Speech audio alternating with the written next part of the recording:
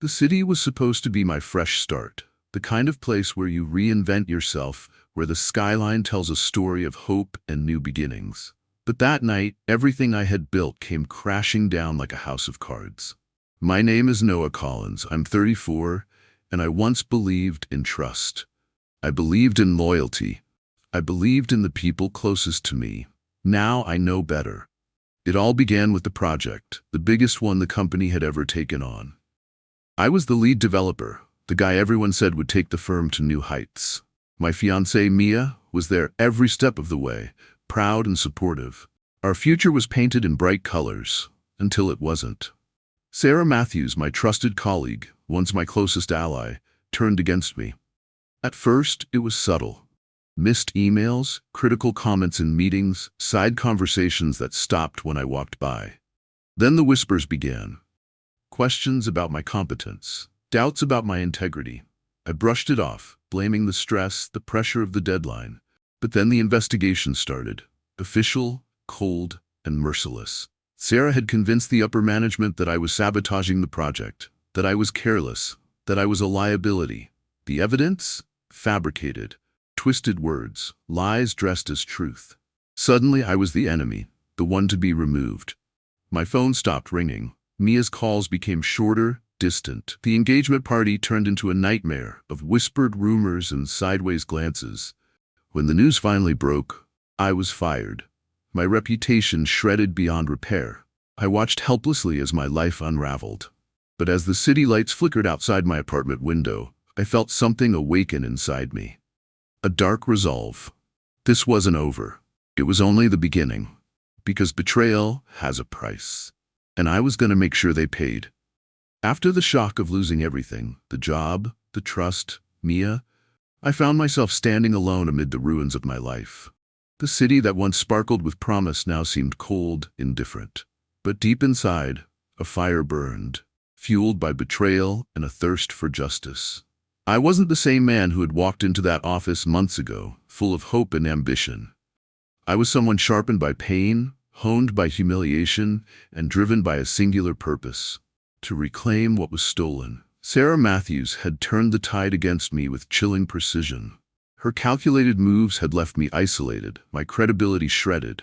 But I wasn't ready to be a casualty of her game. I needed allies, information, leverage. I had to expose the lies and the rot beneath the surface. I started by digging deeper into the company's inner workings. Long hours poring over emails, memos, and project reports became my new norm.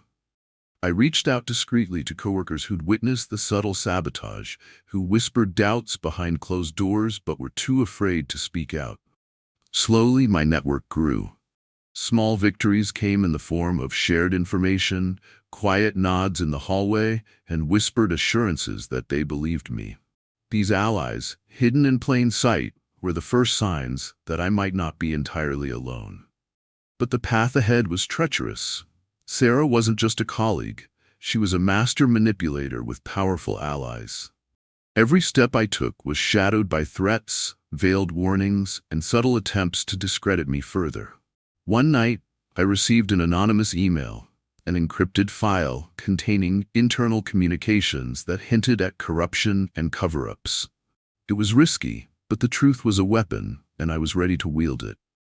As I sat in my apartment, the city lights casting long shadows on the walls, I realized that this fight was no longer just about me. It was about every person who had been silenced, undermined, or betrayed by those in power. The storm was gathering, and I was standing in its eye, ready to strike. The more I uncovered, the deeper I sank into a web of deceit and betrayal. Sarah's influence was like a poison, seeping through the cracks of the company's foundation. But my network, though small, was growing stronger, a quiet rebellion in the midst of chaos. My days became a balancing act between maintaining my professional facade and pursuing the truth behind the scenes. Every email, every meeting, every whispered conversation held potential clues or traps. Trust was a currency rarer than gold, and I was stingy with it. One ally, a quiet but sharp analyst named Lisa, became my lifeline. She had watched Sarah's tactics with growing unease, and secretly recorded several conversations that could blow the case wide open. Together, we pieced together timelines and uncovered discrepancies in project reports.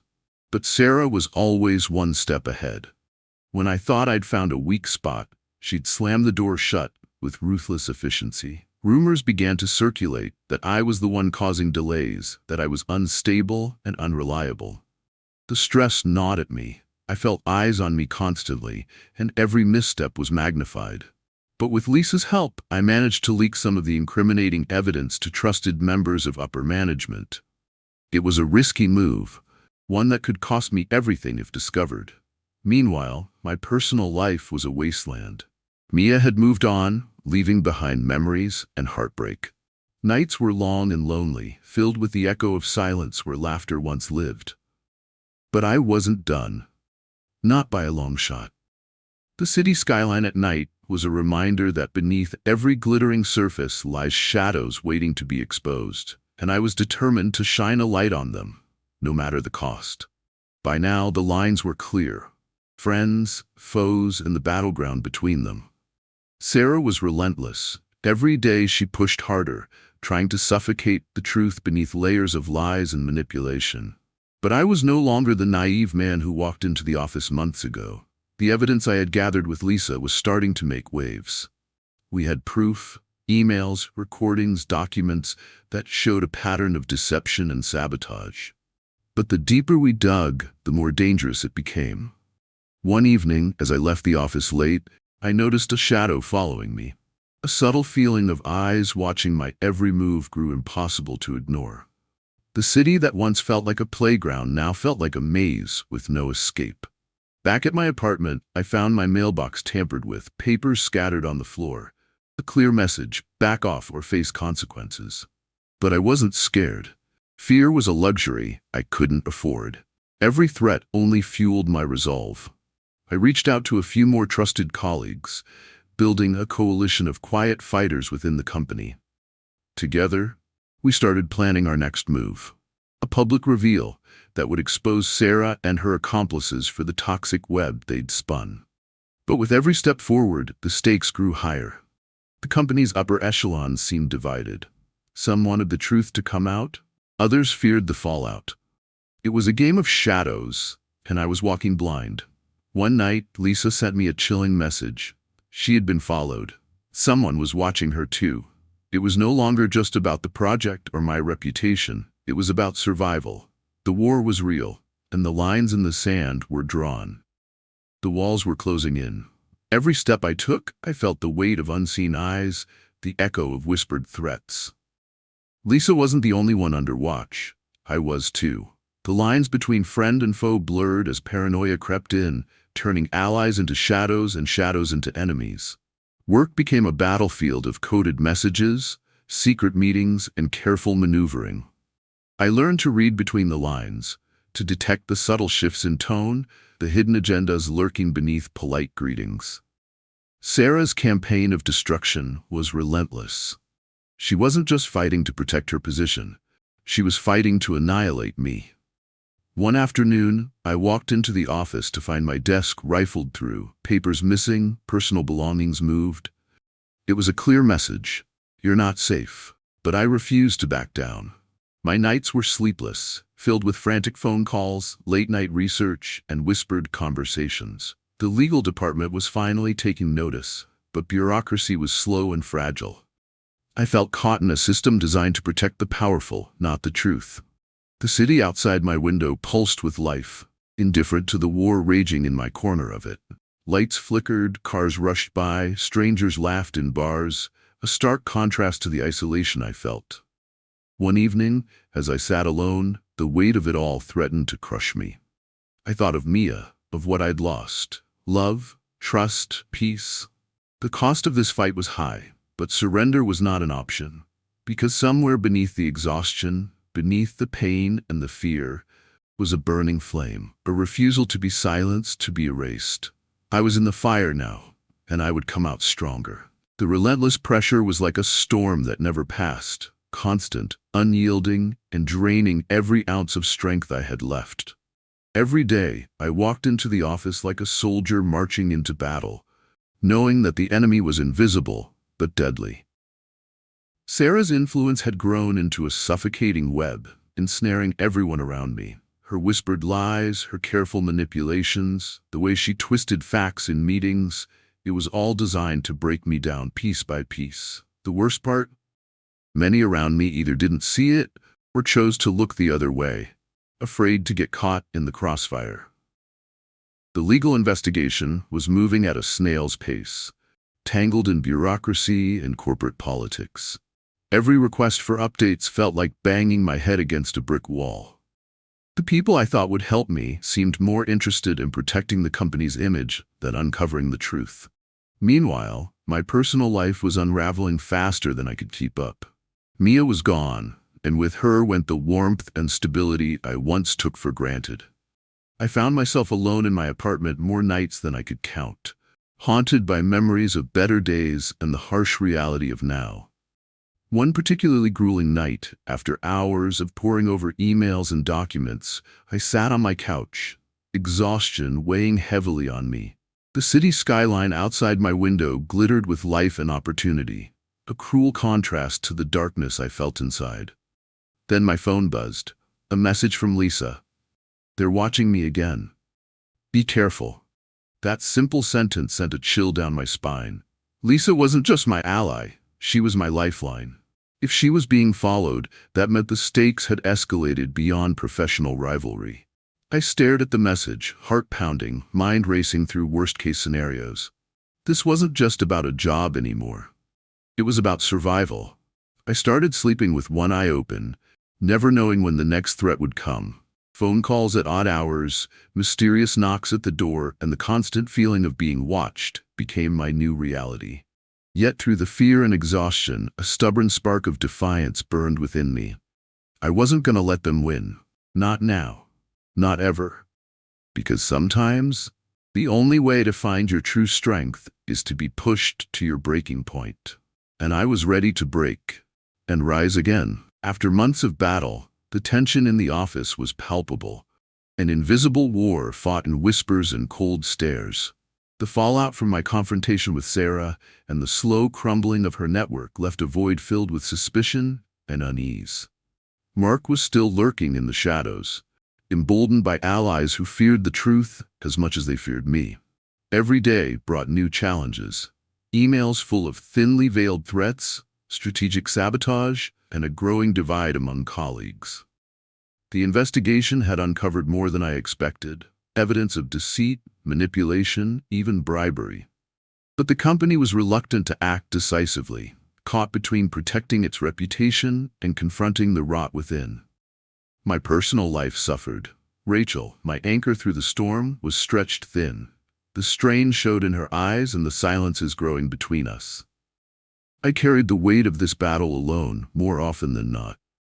One evening, after a meeting that ended in frustration and no clear resolution, I found myself standing alone on the rooftop, the city lights sprawling beneath me. The cool night air did little to soothe the fire burning inside. I realized I was on the edge, not just of losing my job, but of losing myself. But surrender was not an option. I had come too far.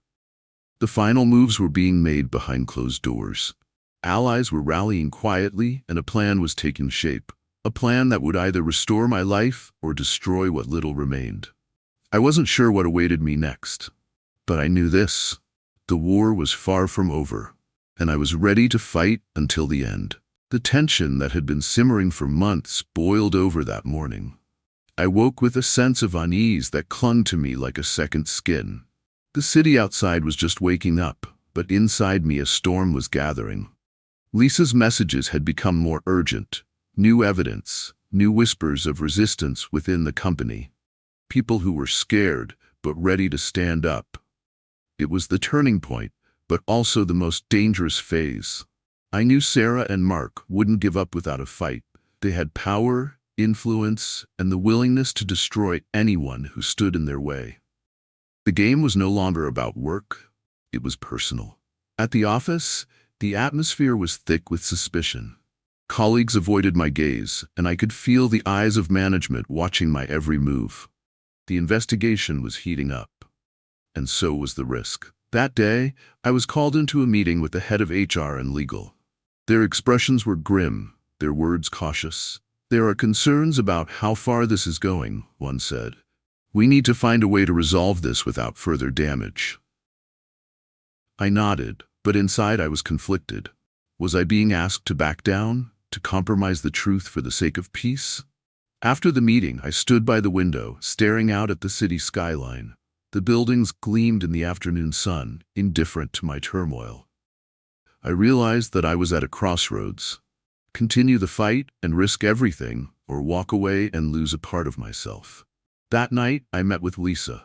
We pored over the latest documents, strategizing the next move. The pressure was immense, but so was our resolve. "We're close," she said quietly. "But they're watching us. Be careful, Noah." I looked at her, a mixture of gratitude and fear in my eyes. This wasn't just about a job anymore. It was a battle for justice, for survival, for identity. As I lay awake that night, thoughts swirling, I understood something profound. The path ahead was uncertain, fraught with danger and sacrifice, but I was no longer alone. And no matter what happened, I would face it head on. Because sometimes the hardest battles lead to the greatest truths. The days that followed felt like walking a razor's edge, every step forward fraught with danger, every whisper potentially a trap. The company's walls seemed to close in tighter around me, but I refused to be crushed. Lisa and I moved carefully, knowing that the smallest mistake could mean the end, not just of the investigation, but of everything I had left. Our alliance was a fragile thread, holding together hope and despair. New allies emerged, faces once hidden in shadows, now willing to stand with us. It wasn't much, but it was enough to tip the scales. Sarah and Mark's resistance grew desperate. Their attacks were no longer subtle. Overt sabotage, spreading lies directly to upper management. They played dirty, using every weapon in their arsenal to protect their crumbling empire. One evening, after a particularly vicious smear campaign, I sat alone in my apartment, the city's neon lights casting long shadows across the floor. Exhaustion weighed heavy, but the fire inside still burned. I called Rachel, hoping to find solace in her voice, but even that connection felt strained. The battle was taking its toll on us both. The turning point came unexpectedly during a high-stakes meeting. Armed with irrefutable evidence, Lisa presented our findings to the board. The room was tense, every eye fixed on the screen as truth unraveled in front of them. The silence after was deafening. For a moment, I allowed myself to believe this could be the end of the nightmare. But the fight was far from over. Because when power is threatened, it fights back harder. And I was about to learn just how far. The boardroom was colder than I expected, the air thick with tension, as Lisa laid out the evidence we'd painstakingly gathered. Emails, memos, voice recordings, each piece a nail in the coffin of Sarah and Mark's deception. Faces shifted uncomfortably. Some nodded, others avoided eye contact. I watched them closely, feeling the weight of every gaze. For a brief moment, victory felt within reach, but power rarely surrenders gracefully. That evening, whispers spread fast. Sarah and Mark retaliated, spinning stories that painted me as unstable, reckless, even dangerous. The subtle smears escalated into blatant attacks. My character questioned, my past scrutinized, my motives twisted. I felt the walls closing in again. Yet this time, I wasn't alone. My allies stood firm, and the truth was out. The company was forced to act. Mark was removed from all projects. Sarah was placed under investigation, her resignation looming. But the cost was clear. Relationships strained to breaking points. Rachel and I struggled to hold on to what little peace remained. The fight had taken more than my job or reputation. It had taken pieces of my soul. One cold night, as I walked the empty streets, I realized this was no longer just about revenge. It was about redemption. About reclaiming myself from the ashes. The city lights blurred, but in the distance I saw something shining bright. A future rebuilt on truth and resilience. The battle was over, but the war for my life had just begun. The aftermath of the board's decision was a strange mix of relief and emptiness. Mark was gone, at least from the projects that mattered, and Sarah's days were numbered. Yet the scars they left behind ran deep. Walking into the office felt different now. Some faces were warmer, others colder. Trust was a fragile thing, shattered by months of conflict. I could see the hesitation in the eyes of colleagues. Would I be the same? Was the fight worth the damage? My nights were restless. The memories of every harsh word, every sly betrayal haunted me. I lay awake, questioning what I had sacrificed and what I had become. Rachel tried to hold me steady, but even her patience was wearing thin. Our relationship was stretched tight, fraying at the edges. I hated that the war had stolen moments from us, leaving behind silence where laughter used to live. Yet amid the shadows, a flicker of hope remained. I began therapy, a place where I could unravel the tangled knots inside me. It was hard, confronting the pain, the anger, the fear, but necessary. At work, I focused on rebuilding. Small victories like a genuine smile from a colleague or a successful project milestone reminded me that healing was possible. But I knew the road ahead was long. The fight had changed me, made me stronger, yes, but also more cautious, more guarded. Sometimes in quiet moments, I wondered if the price was too high. Yet, I could never turn back. Because some battles aren't just fought for victory, they're fought for survival. The fight had ended, but my journey was far from over. Sitting alone in my apartment, I stared out at the city lights that once seemed so promising, yet so cold.